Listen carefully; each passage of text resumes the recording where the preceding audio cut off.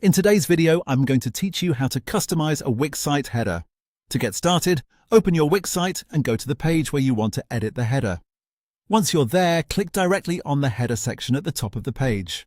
This is the main area visitors usually see first, so customizing it can make a big difference in how your website looks and feels.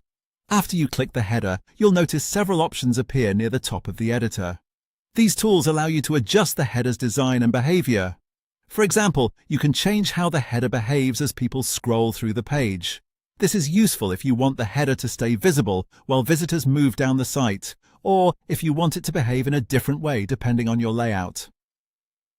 You'll also have the option to replace the background of the header. This can help you better match your branding, colors, or overall website style. If the current background doesn't fit the look you want, simply swap it out for something more appropriate. Along with that, you can also change the opacity. Adjusting opacity is a simple way to make the header look lighter, softer, or more modern, especially if you want some of the background to subtly show through. In addition to those settings, you may also see other design options.